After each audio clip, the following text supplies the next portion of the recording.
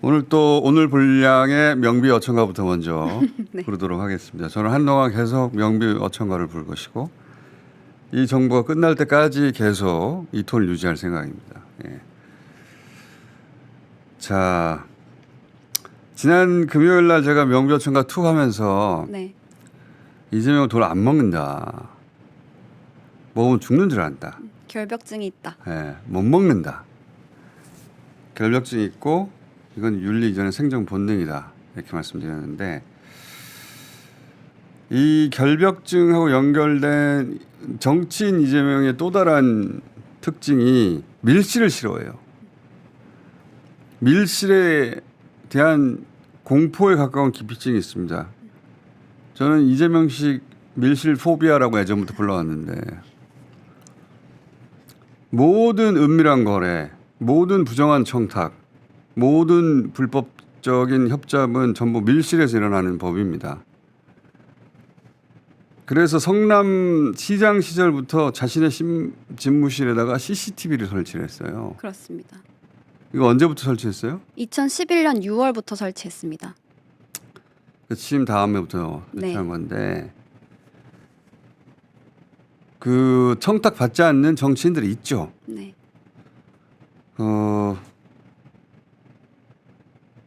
청탁을 받는지 안 받는지 인증한 본의 아니게 인증된 정치인도 있어요. 예를 들어서 삼성이 추미애 의원에 대해서는 떡값을 안 받는 의원으로 인증을 한 사례도 있죠. 네. 그 에피소드 있는데 그건 다음에 얘기하기로 하고. 근데 청탁 자체가 아예 원천 불가능하라고 자기 집무실에다가 자기가 그렇죠. CCTV를 달아버리는 정치인은 이재명 이외에는 없습니다.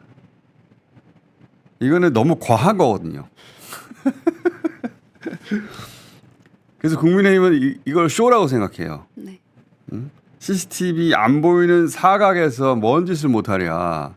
그런 식의 주장 많이 했고 검찰도 그런 식으로 생각하고 다 자기들 같은 줄 아는 거예요. 그런데 이재명 CCTV는 쇼가 아니에요. 이거는 지역 현안을 들고 청탁하러 올지도 모르는 토호 또는 이권 관계자들 한테 경고를 미리 보내는 겁니다. 1차적으로는. 경고가 의미가 있으려면 모든 사람이 알아야 되잖아요. 그래서 CCTV를 달고 나서 보도자료를 내버렸어요. 그렇습니다. 그 보도한 영상들 많이 남아있을 겁니다. 영상 좀 봅시다. 언론에 보도된 영상이에요. 네. 성남시에서 뿌려가지고. 다시 한번 봅시다. 집무실을 줌 땡기면 저렇게 다 보인다는 거예요. 네. 올 때리지 않습니까? 깔끔하네요. 야, 청탁하러 가봐야 소용없어. 뉴스 못 봤냐? 혹여라도 돈 앞에서 흔들릴지 모를 자기 자신에게 미리 채우는 족쇄요, 저게. 네. 절대 그럴 수 없도록. 동시에 시장 집무실은 자연인 이재명의 사적 공간이 아니잖아요. 네. 공적 마인드 다시 얘기하려고 하는 건데 공직자 공적 공간이니까 그 공문은 모두에게 공개되어야 한다. 그것도 함께 담긴 겁니다. 그 마인드도. 미국 대통령이나 일본 총리나 대통령의 그날의 그 국가정상의 그날의 일과는 시간 단위로 공개되는 것과 마찬가지 맥락이에요. 네. 그 자연인의 삶이 아니라는 거예요. 그 시간 동안은. 그렇게 공적 공간에서 공적 활동은 공개되는 게 마땅하다고 생각하는 이재명 대통령이니까 그동안 브리핑룸은 한쪽 단면만 보여줬는데 그렇게 생각을 하는 겁니다. 절반의 밀실이었던 거죠. 그렇죠. 그래서 어제 이 얘기가 나왔던가요? 네, 그렇습니다. 6월 8일. 네, 대변인을 통해서 이 대통령의 뜻이 알려졌는데 이 영상으로 있으면 좀 봅시다. 대통령과 언론과의 소통 현장을 다양한 각도에서 생생하게 전달하기 위해 카메라를 4대 추가로 설치할 예정입니다. 대통령실 대변인과 관계자들만 비추던 기존의 일방적인 소통 방식에서 벗어나 기자 여러분이 질의하는 모습과 현장 상황을 쌍방향으로 생생하게 전달하겠습니다. 대통령이 저렇게 지시했다는 거 아닙니까? 네. 예. 딱 이재명 스타일이에요. 이렇게 발표하니까 이제 기자들이 불편하잖아요. 그러니까 그 뭐라고? 국민적 요구가 있었냐? 이런 결정에 무슨 국민적 요구가 필요합니까? 기자들은 자기들이 불편한 게 뭐 대단한 건 줄 알아요. 그러니까요. 대통령실에서 뭐라고 답했어요? 백악관이나 유엔 회의 모두 그렇게 프레스룸이 운영된다라고 답했습니다. 맞는 얘기입니다. 그 백악관 프레스룸 유명하잖아요, 전 세계적으로. 네. 사진 하나 띄워보세요. 예, 저기 보면은 저기 대변이 있고 뒤쪽에 보면 카메라들이 잔뜩 여러 대가 천정에 달려 있잖아요. 네. 저 중에 저 각도에서 찍은 사진 없어요? 저 각도에서 찍은 거예요. 네. 그리고 바로 대변인 뒤에도 있어요. 카메라가. 그 각도에서 찍은 것 좀 보여줘 보세요. 오케이. 다 저렇게 합니다. 예. 왜냐하면은 묻는 자나 답하는 자나 양쪽 모두 공적 공간에서 공적인 일을 하는 거니까 그렇죠. 다 기록으로 남기고 서로 예를 들어서 기자가 질문하는 기자 편의 감정이입해서 보는 사람들도 있고 답변하는 대변인 편의 감정이입해서 보는 사람들도 있잖아요. 당연히 저렇게 하는 게 맞는 건데 그리고 저 프레스룸 보세요. 전 세계에서 가장 날고 긴다는 기자들이 취재 경쟁하는 곳인데 저기 노트북 놓을 자리도 없잖아요. 빡빡 앉아가지고. 그러니까. 예. 근데 며칠 전에 대변인 말 너무 빠르다고 했다면서요. 그다음 보지를 못했는데 그 영상 있습니까? 관련 부서 책임자 및 타자를 빨리 쳐 그럼. 저렇게 빠르다고 말을 합니까 원래? 나는 제가 백악관 프레스룸 저 공개되어 있는 거라 진짜 오래전부터 봤는데 백악관 프레스룸이 권력과 저널리즘이 가장 첨예하게 부딪히는 네. 현장이에요. 예. 저기서 서로 기싸움도 대단하거든요. 말도 서로 빨리 하고. 말 빠르다는 소리 나 단 한 번도 못 들어봤어요. 처음 들어봤습니다. 저도. 대변인이 뭐 말하는데 천천히 좀 말해달라고. 타자를 빨리 치라고. 그렇게 빨리 말하지도 않았습니다. 받아쓰기 하는 게 기자들 아니잖아요. 나는 이해가 안 가네. 저런 말 한다는 게.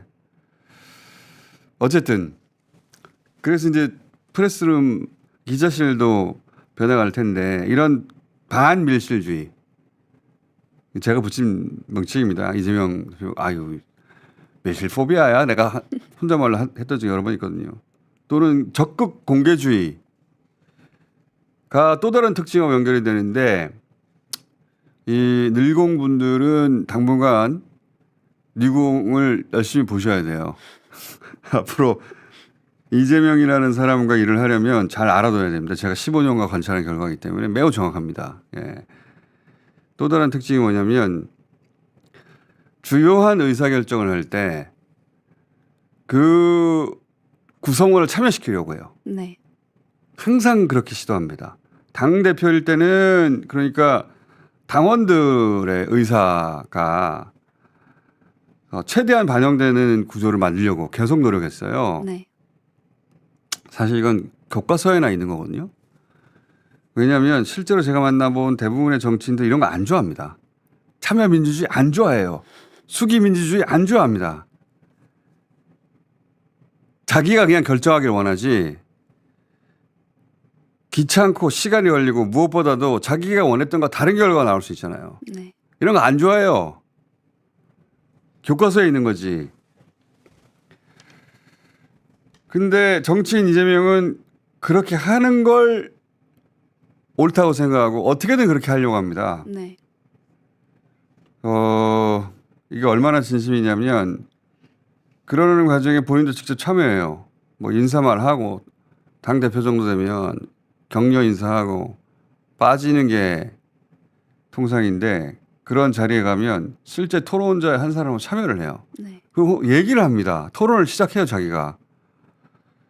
그런 영상으로 사례로 작년에 여러 번 제가 틀어드린 것 같은데 총선 직후에 당원들 절대 다수가 원했던 국회의장은 추미애였고, 네. 근데 실제 의원들의 투표 결과는 우원식이었고,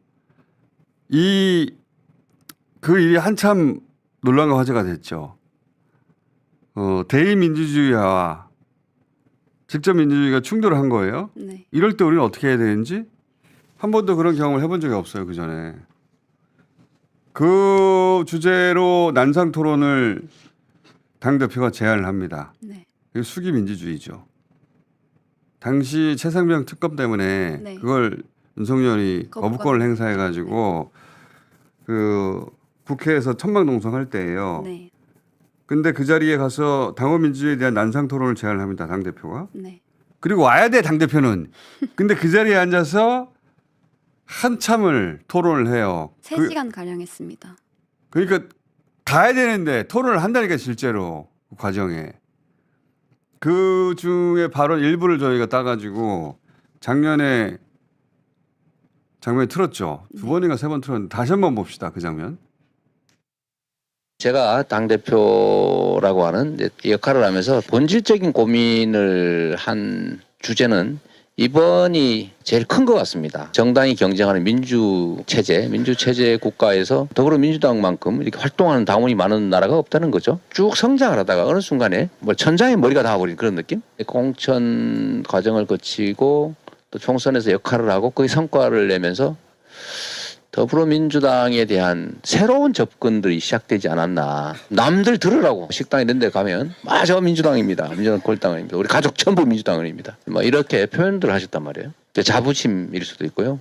자신감일 수도 있고 책임감일 수도 있고. 더불어민주당의 당원으로서 역할을 하면서 효능감이라고 하는 걸 많이 체감하고 그래서 이제 새로 뭔가를 할 수 있겠다 싶었는데 우리의 뜻과 왜 다른 결정이 나지? 누가 더 낫냐 이런 걸 넘어서서 왜 우리의 뜻을 존중해 주지 않지? 본질적으로 얘기하면 대의제도, 간접민주주의 이거하고 직접민주주의 또는 대중정당, 당원 중심 정당 이게 이제 충돌하는 건데 이전까지는 갈등 정도였다면 이번에는 충돌이 발생해버린 거 아니냐 그런 생각이 좀 듭니다. 거대한 주권 의지 자율적이고 능동적이고 적극적인 주권 의지가 표출되는 조직화되는 그 지점인데 이게 마치 어쩌면 조금 일찍 싹이 너무 일찍 싹 터서 설이 맞아버린 느낌. 그렇다고 이 싹이 사라지냐 다시 솟아 올라올 거거든요. 대중정당 국민정당으로 가는 길 직접민주주의 확장의 길은 저는 피할 수 없다라고 생각합니다. 아주 구조적이고 아주 본질적인 문제다. 그리고 거대한 변혁의 한 부분이다라고 인정하고 깊은 내면을 들여다보기 위해 더 많이 노력하고 또 그 방향이 훼손되지 않도록 그런 주권 의지라고 하는 게 제대로 발현될 수 있도록 우리가 어떤 장치들, 제도들, 시스템을 만들어 나가는 게 더 중요하지 않겠냐 그런 생각이 좀 들었습니다. 당의 의사결정에 당원들의 의사가 권리당원들의 의사 또는 뭐 민주당 지지자인 국민들의 의사가 반영되게 하자. 우리가 여기서 이제